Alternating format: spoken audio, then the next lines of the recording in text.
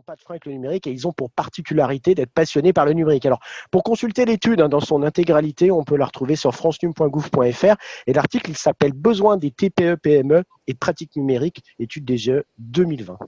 Merci pour ces chiffres, Jean-Luc, qui sont très intéressants et représentent beaucoup de choses par rapport justement à la transformation numérique des TPE et des PME en France.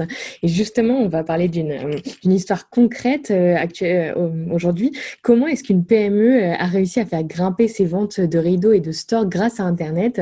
C'est la PME exemplaire du jour. Alors effectivement, Laetitia, ça se passe en Eure-et-Loire et c'est vraiment une belle histoire. C'est celle d'une PME spécialisée dans les stores et rideaux qui a été à 2 doigts de fermer. Alors aujourd'hui, elle a réussi son pari avec son investissement sur Internet et mieux, elle embauche. Elle est située dans la Beauce, à Notonville, un village de 300 habitants et l'Internet a sauvé cette entreprise nommée Sodiclair, une PME qui a vécu 2 crises, 2008 et 2020. Alors cette success story, c'est celle que l'on voit matérialisée sur le web avec le site de vente en ligne qui est relativement connu d'ailleurs, qui s'appelle store-et-rideau.com et qui affiche le slogan « Le sur-mesure pour tous ». De la fabrication française, du 100% sur mesure, le numéro 1 français. On pourrait croire à des slogans publicitaires, mais tout cela est vrai. Alors, Sodiclair est né en 1978 et était spécialisé originellement dans la vente et la création de rideaux et de stores à destination des entreprises. Alors, des métiers historiques avec des ouvriers, des poseurs, des vendeurs, tout cela tournait bien.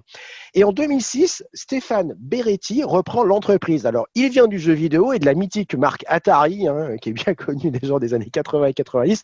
Et après, il a travaillé dans la téléphonie mobile. Alors, quel changement que de passer de l'informatique ou du jeu vidéo à la téléphonie mobile et au rideau. Alors, Stéphane Beretti, il dit à ce propos, pas tant que ça. Enfin, disons oui et non, j'étais spécialiste de la vente en B2B. En fait, il n'y avait que le produit que je devais assimiler. Et il va faire un miracle. En 12 ans, l'entreprise va créer 40 emplois. Il apprend tout. Tous les processus de fabrication pour les comprendre. Il va visiter les rayons des magasins de bricolage et se rend compte à quel point les stores et rideaux, ça occupe beaucoup de place dans ce type de magasin. En 2008, c'est la première crise. C'est celle qui balaie les espérances. Alors, les clients professionnels du bâtiment souffrent, les commandes des mairies, écoles et institutions s'écroulent. Oui, car Sodiclair, c'est un sous-traitant dans les appels d'offres publiques. Il est donc frappé de plein fouet. Alors, il dit, nous devions sauver la société, son savoir-faire. Je ne voulais surtout pas abandonner son ADN dans la vente directe, dans ce contact avec la clientèle. Et en fait, c'est cette approche client qui va être l'effet déclencheur. Alors Stéphane Beretti, il conserve le contact au maximum et directement avec le client final. Un circuit court qui va lui permettre parfaitement, et il l'indique, c'est d'avoir l'occasion de lutter contre la concurrence étrangère. Alors, il crée un site internet en 2011, il lance une nouvelle gamme de tissus, il simplifie toutes les recherches pour les particuliers, notamment pour les mesures. Il découvre alors le référencement, la description produit et il s'associe à une PME de Chartres pour l'aider à être visible sur Internet. Alors, la fréquentation de son site, elle va doubler à partir de ce moment chaque année. C'est un site véritablement, un site internet gagnant avec 6 millions de chiffres d'affaires réalisés sur les 10 millions au global aujourd'hui. Et c'est surtout 200 000 clients, donc ce qui est véritablement énorme. Et il avait vraiment un pas d'avance. Il a démarré très très tôt, au début des années 2010. Et une intuition qui fait mouche. Développer le sur-mesure peut parfaitement se décliner dans le monde numérique. Et à cette époque-là, c'est vrai que c'était quelque chose de relativement novateur. Rien ne l'arrête car l'entreprise crée une filiale qui s'appelle prosolaire.com pour les collectivités et les entreprises. Aujourd'hui, cette filiale fait plus de 700 000 euros de chiffre d'affaires et elle fait aussi de l'export. Et survient la crise du Covid pour cette entreprise. Mais ça va accélérer les opportunités avec, écoutez bien, 200% de chiffre d'affaires en plus. Alors cette pandémie imprévisible, elle fait s'effondrer les marchés, stop tous les chantiers et les investissements. Sauf que dans l'Hexagone, à l'arrêt, confiné, on a le temps de penser à son intérieur, de repenser la déco et aussi de bricoler. Résultat, il le déclare lui-même, là c'est fou, on n'a fait aucune pause, on a multiplié par 2 le chiffre d'affaires du site, tout simplement. Et quand on est chez soi, que reste-t-il comme dépense à part la nourriture et l'amélioration de son habitat? Alors le déconfinement, il a encore accéléré la tendance de vente de stores et de rideaux pour les particuliers. Rien qu'au mois d'août, c'est 70% de chiffre d'affaires en plus par rapport à l'année précédente. Voilà. Et le mois d'août, généralement, est un mois assez mort dans la vente en ligne. Stéphane Beretti pense loin et indique qu'il va y avoir une tendance lourde à la réorganisation de la distribution post-Covid. Il indique que les gens ne veulent plus pour beaucoup aller dans les boutiques, ils veulent privilégier les circuits courts avec des fournisseurs connus et des échanges forts, vertueux. L'entreprise, elle compte aujourd'hui 85 salariés et plus de 65% du chiffre d'affaires est réalisé uniquement avec le digital. Et Stéphane Beretti, il résume ainsi l'aventure de StoreRideau.com. Internet a sauvé mon groupe, Internet a créé 40 emplois, Internet m'offre 2 millions de visiteurs chaque année. Quel canal aurait pu m'offrir ça? Alors tout le monde a sa place au soleil, il faut juste avoir des idées, être malin, offrir des prix mesurés et faire du sur-mesure indiqué. Alors c'est un vrai pari gagnant pour cette PME qui porte toute son attention aux clients depuis bien des années. Jean-Luc, quelles sont les idées reçues sur l'ergonomie web et comment les entreprises doivent se méfier de ces mythes pour faire un bon et un beau site internet fonctionnel? Alors aujourd'hui, Laetitia, on va reprendre les conseils d'une experte du genre. J'ai nommé Amélie Boucher. Elle est designeuse, elle est spécialiste de l'expérience utilisateur depuis 15 ans. Et son credo, c'est de faciliter la satisfaction des internautes et des mobinautes lorsqu'ils visitent un site internet, un site e-commerce ou encore une application mobile. Alors dans la nouvelle édition de son ouvrage de référence Ergonomie Web et UX Design, sous-titré pour une conception centrée utilisateur, qui vient juste de paraître aux éditions Erol, elle balaye très justement quelques mythes qui reviennent sans cesse sur l'ergonomie des points à prendre en compte pour les entreprises. Alors nous avons sélectionné 3 mythes qui sont vraiment significatifs et qui reviennent tout le temps dans la parole des entreprises ou des consultants web.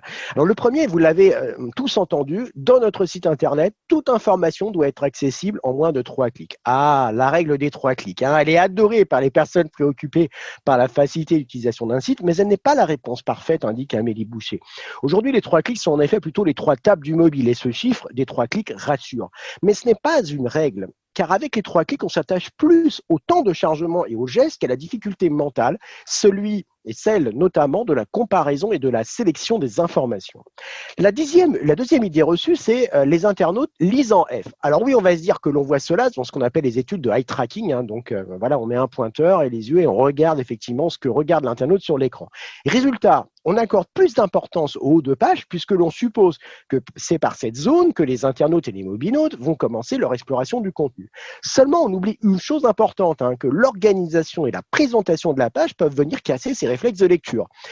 Et on ne doit pas se contraindre à organiser ces pages de telle manière qu'elles respectent des pseudo-sens de lecture. La troisième idée, et la dernière idée reçue pour aujourd'hui, on parle de Madame Michu pour l'utilisateur lambda qui va avoir des comportements génériques sur des sites, des applications. Or, il n'y a pas de monsieur tout le monde dans les choix de navigation d'un site ou d'une application. Il n'y a pas à avoir d'avis, d'a priori non plus. Vos avis ne doivent pas être vos choix. Ça n'a pas de sens.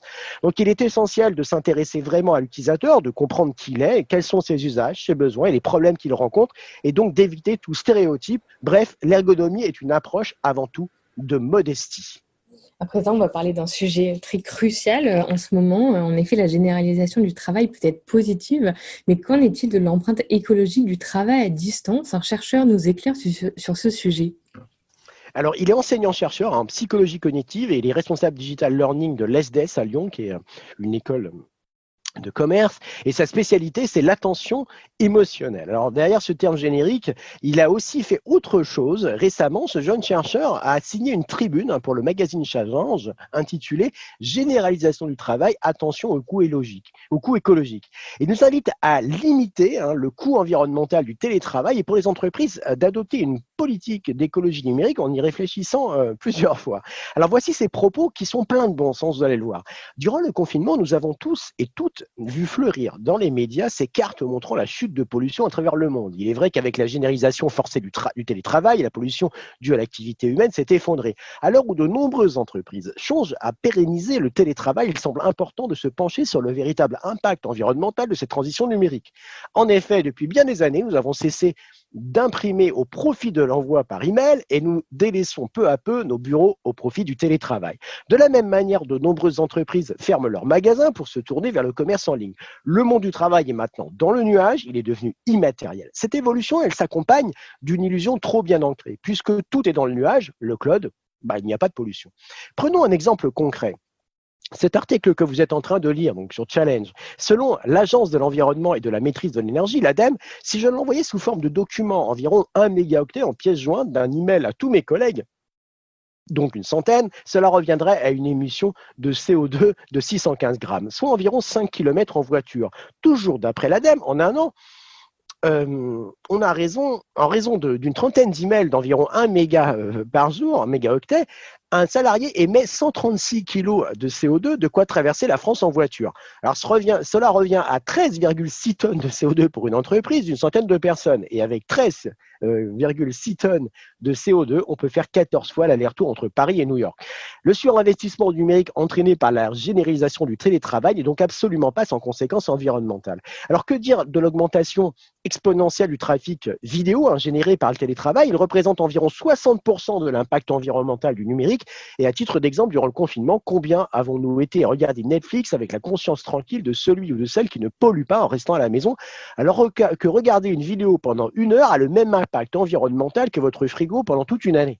À l'heure où les enseignements et les formations cèdent peu à peu la place aux capsules vidéo en ligne, la question de leur impact environnemental doit être posée. Ces webinaires, ces capsules de formation ne sont pas dans le nuage, ils sont dans des data centers.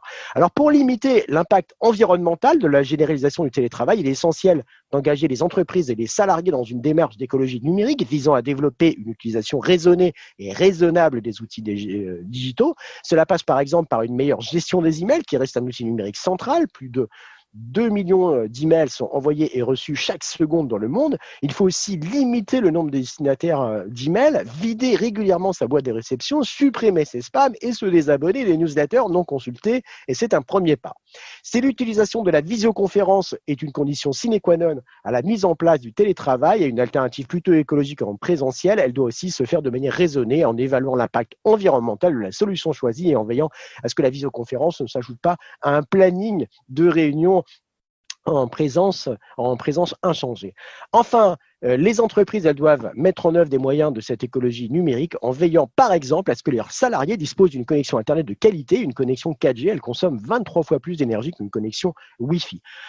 Voilà Laetitia, sur ces mots verts, nous invitons à verdir nos pratiques numériques d'Audric Mazietti. Je vous souhaite une belle journée avec du soleil et de la verdure et puis un agréable week-end. Et on se donne rendez-vous mardi prochain dans le Good Morning avec une chronique accélérée avec le numérique, spécial mode et digital qu'on couvrira puisque c'est à Paris en ce moment, la semaine de la mode, la Fashion Week, et qu'on se rend ce jour au salon pro de la mode Who's Next, aux Tuileries, pour nous ramener plein d'idées utiles du type pour utiliser Internet et les technologies dans ce secteur. Et on pense aussi en soutien à ce secteur de l'événementiel en ce moment qui souffre beaucoup des conditions sanitaires, malheureusement. Bonne journée à tous. Merci beaucoup Jean-Luc pour cette riche chronique et à mardi. Merci beaucoup à vous deux, et voilà, c'est la fin de cette émission et la fin de cette semaine aussi en même temps. Il est possible de nous mettre 5 étoiles sur iTunes et sur Apple Podcast bien sûr. Pour ma part, il me reste à vous souhaiter un excellent week-end et à vous retrouver lundi matin en forme et bien reposé. Je vous souhaite un excellent week-end.